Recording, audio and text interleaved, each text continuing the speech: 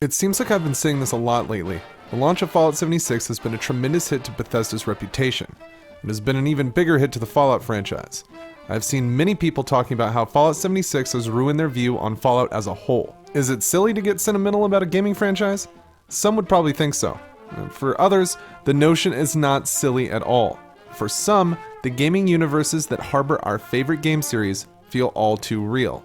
Not in the physical sense, but some begin to feel quite connected to the games that they play, especially the games we had played when we were children. Fallout is one such game for me. Around the age of 11, I was exposed to the Fallout series for the first time. It made 1998 a standout year for me, and I have been obsessed with the games ever since. Because of this, I may have some rose-tinted glasses when it comes to Fallout. While the games may age and people new to the franchise start to grow distant to the classics, I have nostalgia to bump them up a few notches. Though the classic games were both critically and commercially acclaimed, it is hard to argue that they have aged. They had aged far before Bethesda was in the picture. By the time Fallout 3 was announced, not many people I talked to had heard of the series at all. Bethesda would thrust the franchise into the mainstream, but why was it open at all? Why was Bethesda able to purchase the rights, or even take people to court over it? It is because Fallout has died once before, and I remember it pretty clearly. Though a lot of people like to praise Interplay and Black Isle for the work that they have done, and rightfully so, they are ultimately responsible for the first demise of the Fallout series. They even dipped their toe in some of the trends, arguably some worse, that Bethesda is doing right now. I cite the removal of Nuka-Cola for the mid-tier energy drink from the early 2000s, Balls, and Fallout Brotherhood of Steel. With the lore being explained that down in Texas, Nuka-Cola never competed with Balls Guarana, making it the only drink available in the area, with Balls bottle caps being worth 100 times standard caps. Of course, the reason for this product placement was financial. At the time, the studio was doing pretty bad. They pushed out a Fallout game riddled with ads to try to cash in on the license, achieving at the time the lowest rating a Fallout game had received. I am not sure how much Balls paid for the complete removal of Nuka-Cola for their energy drink, but it wasn't enough to pull the studio out of the gutter. Neither were sales on the game. To add to all of the negativity surrounding the game, it would come out that the developers just used the engine from Baldur's Gate Dark Alliance, a far superior game, and this would lead to a lawsuit that probably sealed the deal for Interplay.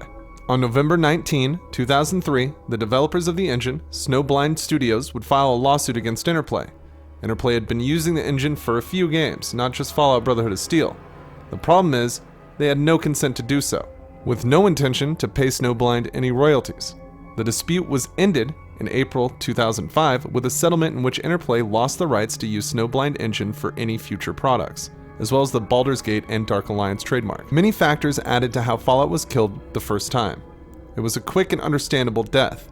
Interplay was going under, Fallout was their franchise, and though they had some excellent plans for Fallout 3, codenamed Van Buren at the time, ideas do not pay the bills. Interplay has spent most of its life in bankruptcy court. Though remnants of the company do still exist today, they have pretty much closed their doors, especially with game development. From my point of view, Fallout had started to decline in a big way. Fallout Tactics was a massive departure from what made the first two games so great. Though Tactics has its own strengths, it's not the Fallout experience most people were looking for after Fallout 2.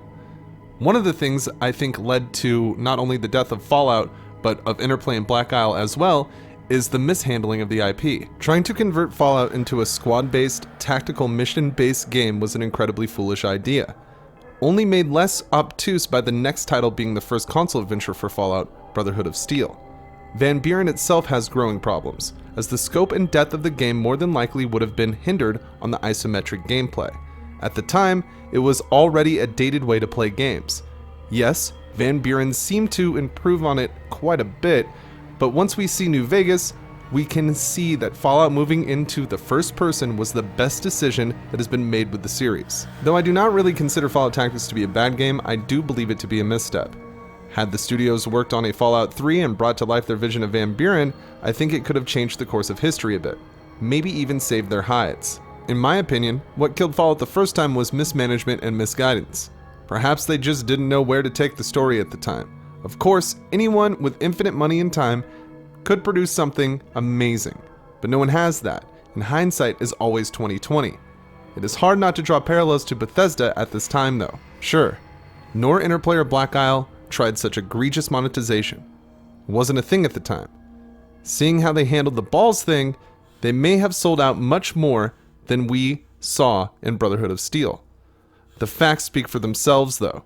The studio closed, and Fallout died with them. We see Bethesda doing some similar things now, but it is different this time. When before, the product placement and odd game could be attributed to actually needing to stay afloat, trying to keep their sales alive, what we see now is Bethesda choking the life out of the Fallout series, slowly but surely, draining every last breath and scent from its lifeless body.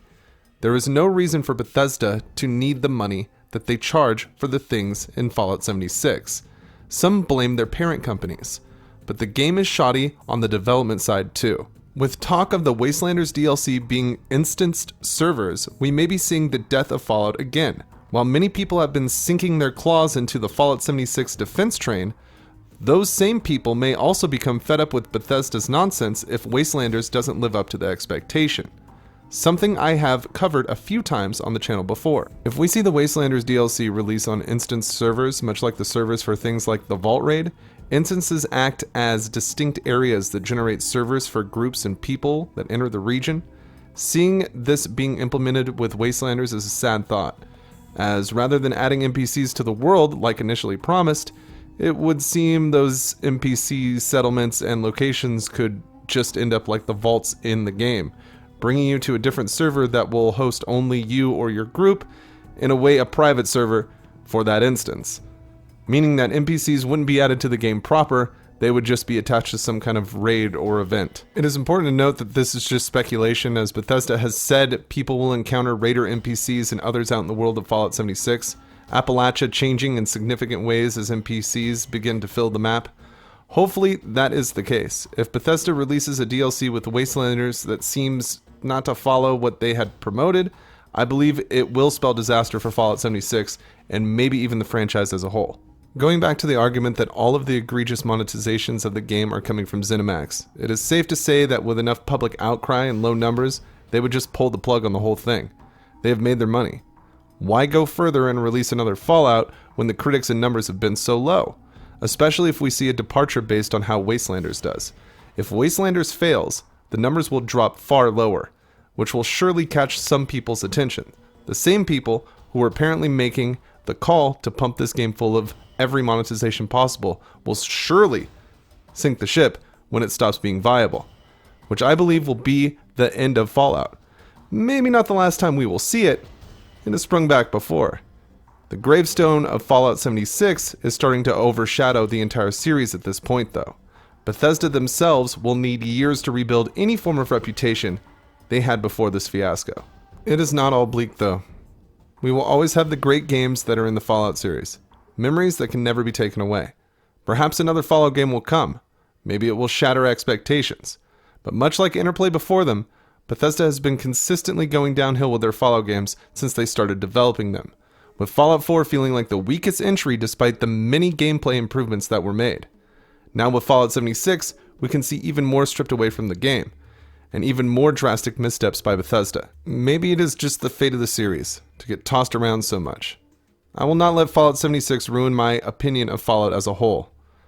I also know that some developers work very hard on Fallout 76, and in some areas it shows. I feel like if the team didn't have to work on the archaic creation engine, they would probably have a more substantial product. If they weren't bridled by asinine tradition and shoddy game design, if they weren't getting their game absolutely assaulted by shameless monetization, maybe they would have something more to be proud of. Some of the environments and creatures are the best I have ever seen in the series. The cryptids, for example, if they were given more time to be fleshed out, could be the highlight of the Fallout series. Seeing the Mothman in the Fallout universe was a stellar experience, and the game lacks far too much of that type of thing. When we do see cool places and creatures, they are barely fleshed out, oftentimes being used as set pieces or random fodder, which is sad because you can see the hard work in a lot of this game.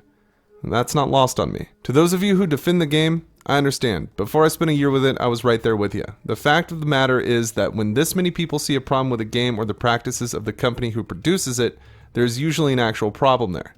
I've seen far too many videos of people stating that those of us who are speaking out against Fallout 76 do so because it is cool to hate Bethesda right now. I'm critical about this game because I spent a lot of time and money on it. I spent my whole life being obsessed with the Fallout universe, and this game has been a giant insult to me and to many others. I wish the best for Fallout 76. I find myself enjoying it less every time I turn it on. I hope it makes a turnaround and becomes everything an online Fallout should be. That would be great. I want to like Fallout 76, but it gives me every reason not to. I don't want to watch it die a second time. Thank you for checking out the video. If you liked what you saw and you want to see more, make sure to subscribe to the channel so you don't miss any uploads. As usual, leaving a thumbs up if you agreed with or liked the video helps out the channel a lot. I try to respond to every comment I see, so let me know what you think down there. And I look forward to talking to you. I would like to thank my patrons and YouTube channel members. Your continued support helps the channel in marvelous ways. A special thanks goes out to my biggest supporters, Kim Jong-un, Fireflare, Your Typical Redneck, Mark Train, and Jay of the Jungle. I wouldn't be able to do this without you guys, and it means the world to me that you choose to support this big green bug in the wasteland. Thanks again for watching. I will catch you in the next one. It has been Mantis. I gotta testify. Come up in the spot looking extra fly. For the day you die, you gon' touch the sky. You gon' touch the sky, baby girl. Testify. Come up in the spot looking extra fly.